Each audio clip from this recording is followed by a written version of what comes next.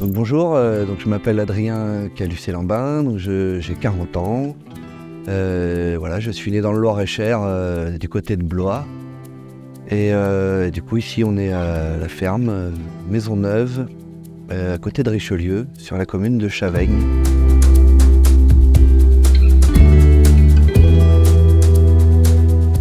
Du coup moi je suis petit-fils d'agriculteur. Et voilà, il y a eu un saut de génération. Voilà, moi je suis pas issu de parents agriculteurs, donc je suis ce que l'on appelle installé hors cadre familial. Et du coup, ce qui m'a poussé à ce métier, c'est la passion. Voilà, parce que j'aime la nature, j'aime les liens qu'on peut entretenir avec la nature. Et voilà, c'est ça qui m'a poussé à aller vers ce type de métier et surtout d'être éleveur.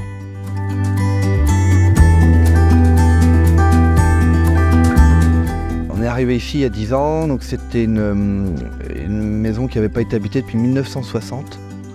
Donc on a dû réhabiliter la maison, remettre l'électricité et l'eau un petit peu partout dans les bâtiments, ça n'existait pas. On a refait les clôtures dans les prairies, c'est quelque chose qui avait été détruit par l'ancien propriétaire. Il avait coupé toutes les haies, arraché tous les grillages, qu'on a remorcelé le parcellaire pour refaire des prairies, pour avoir une meilleure gestion des prairies, du pâturage, dans l'objectif aussi de maintien de la biodiversité.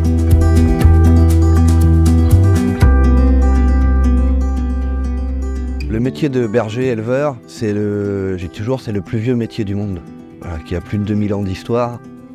Il y a beaucoup de choses qui l'expliquent aujourd'hui, on a encore des vestiges. Je pense à la vallée des Merveilles dans le parc du Mercantour, où il y a des peintures rupestres qui ont été faites par des bergers il y a plus de 2000 ans. Donc voilà, ça c'est vraiment un métier qui est très vieux, donc qui a évolué dans le temps.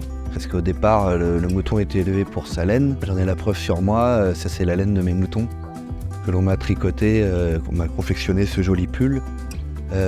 Donc en fait il faut savoir que les moutons au départ n'avaient pas de laine très peu de laine sur le dos comme le mouflon. Et en fait c'est de par la sélection de l'homme on a sélectionné les animaux pour leur demander d'avoir plus de longueur de toison et pour pouvoir utiliser la laine en tant que textile. Et du coup aujourd'hui avec l'arrivée du pétrole et du coton, on s'est désintéressé en fait de la laine du mouton. Et donc du coup aujourd'hui on élève principalement le mouton pour sa viande, la viande d'agneau. Donc voilà, l'évolution en fait c'est plutôt sur l'utilisation du mouton. Et quelque chose qui est resté et qui restera toujours, c'est qu'on utilise le mouton pour l'entretien des espaces.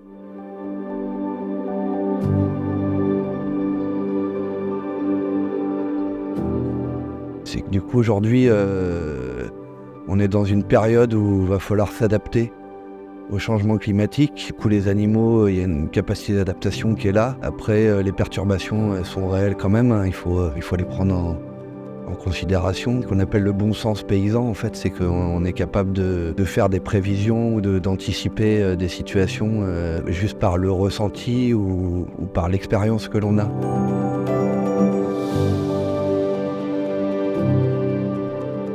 Les formes d'entraide, en fait, il y en a beaucoup. Au niveau de la nature, j'aimerais qu'on s'en inspire au niveau des humains. Là, ça me semblerait important aujourd'hui d'accepter qu'on puisse s'entraider. Voilà, il y a la solidarité. La solidarité, c'est quand quelqu'un vient aider une autre personne en difficulté. L'entraide, c'est quand chacun, main dans la main, vient s'entraider pour un objectif commun. En fait, il y a une communication qui se passe entre les éléments. En fait, on dirait, tiens, un insecte et un arbre, c'est deux choses distinctes. Et en fait, ils sont complémentaires, ils vivent sur un même milieu, ils ont des langages communs. Alors c'est pas de la parole, hein, c'est sur d'autres registres.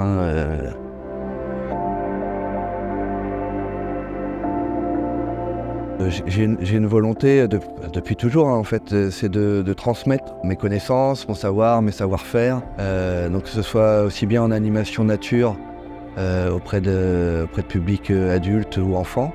Voilà, il m'est arrivé de faire des animations auprès des scolaires. Et après, il y a la transmission au sens, on va dire, juridique presque, hein, mais la transmission dans la continuité des choses. Et ça, c'est à travers mes enfants. Voilà, j'ai un grand garçon qui aimerait bien être agriculteur un jour. Donc c'est à moi voilà, de lui offrir les conditions pour qu'il puisse s'épanouir dans le métier d'agriculteur, puisse faire ce qu'il a envie de faire, et puis tenir la place de papa, voilà, et de son fils. Voilà, aujourd'hui, on fait déjà des choses ensemble, hein. Voilà, c'est un grand garçon, à 13 ans, il est aussi grand que moi, donc il est bientôt aussi fort que moi. Donc ça, j'en suis très fier. Et ma petite fille, Pauline, du coup, peut-être qu'elle se verrait paysanne un jour, mais aujourd'hui, ça n'a pas l'air d'être forcément sa vocation. Donc voilà, on n'est pas obligé quand on est fils ou fille d'agriculteurs, de paysans, de faire exactement ce que ses parents font.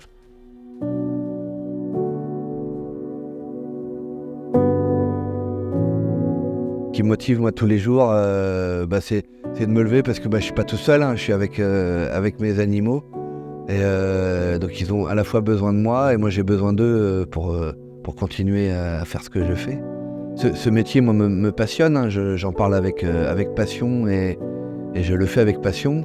Mon objectif c'est de transmettre ce que je fais et que ça continue en fait surtout. Voilà, moi je sais que mon métier de garder les moutons, ça a déjà traversé beaucoup d'époques et que ça peut encore en traverser quelques-unes. Donc moi j'ai encore le temps pour le faire, mais ça s'anticipe quand même un petit peu. Il faut se mettre en condition et on aura surtout toujours besoin des agriculteurs, peu importe ce qu'ils font, quoi.